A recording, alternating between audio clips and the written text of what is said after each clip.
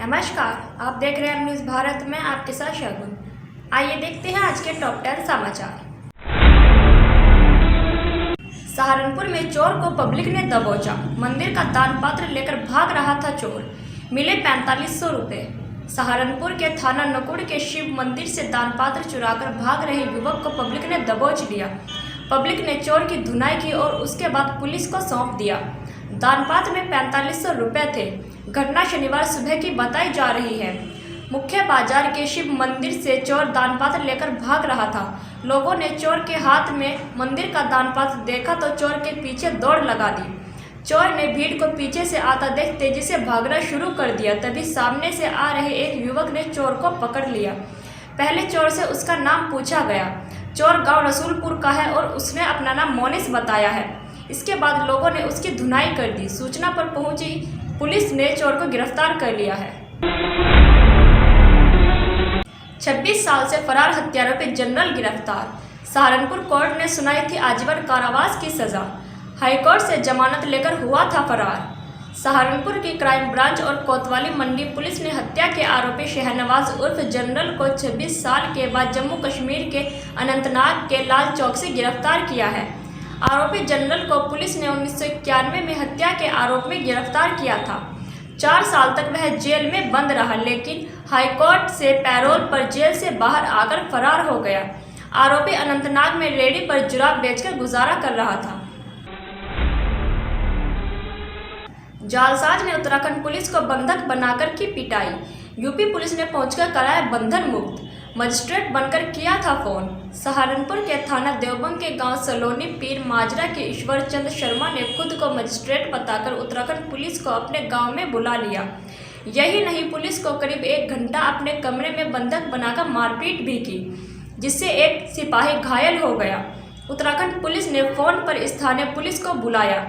Police ने उन्हें बंधन मुक्त कराया। पुलिस के अनुसार आरोपी ईश्वर चंद शर्मा ने राष्ट्रीय जांच समिति संरक्षक प्रधानमंत्री भारत सरकार नई दिल्ली के नाम से कार्यालय खोल रखा है और फर्जी संस्था बनाकर लोगों से पैसों की ठगी करता है। आरोपी उत्तराखंड में रुड़की की सिविल लाइन व थाना गगनहर थानों में धोखाधड़ी के मामलों में वांछित चल रहा है।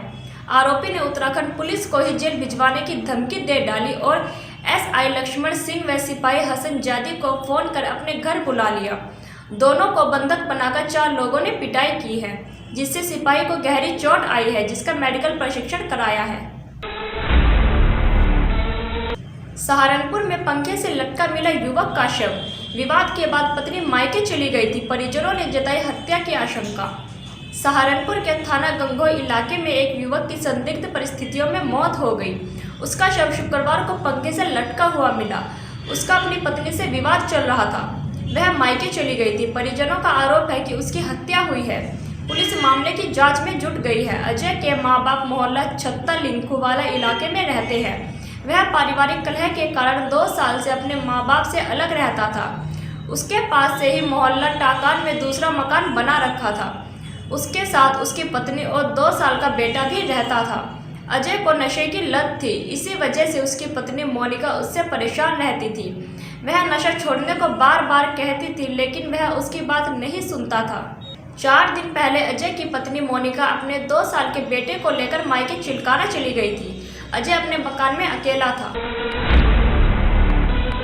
दिल्ली और यूपी के शराब तस्करों को उम्र कैद। 688 लीटर विदेशी शराब हुई थी बरामद। बिहार के मुख्यमंत्री नीतीश कुमार प्रदेश में शराबबंदी कानून को पूरी सख्ती के साथ लागू करवाने के लिए हर संभव प्रयास कर रहे हैं। गोपालगंज की एक विशेष अदालत ने दिल्ली और उत्तर प्रदेश के शराब तस्करों के खिलाफ बेहद सख्त सुनाई है।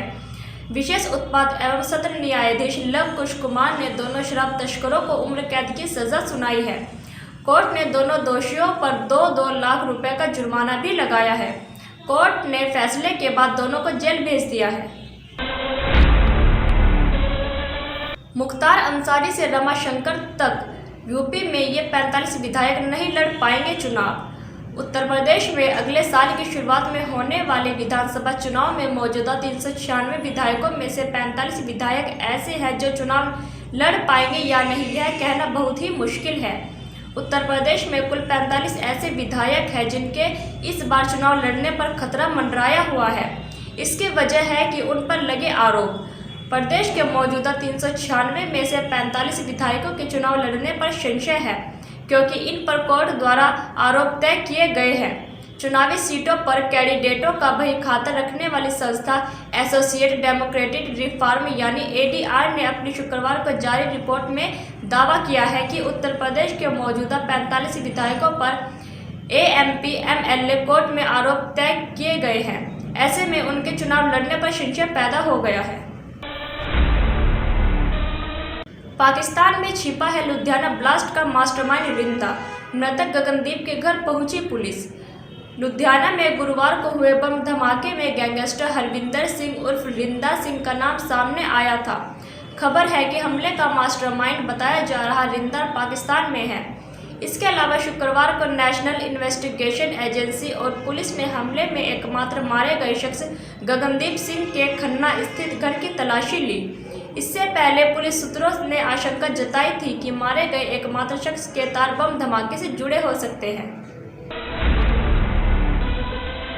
बर्खास्त हेड कांस्टेबल से करवाया था बम ब्लास्ट, बब्बर खालसा से जुड़े थे तार।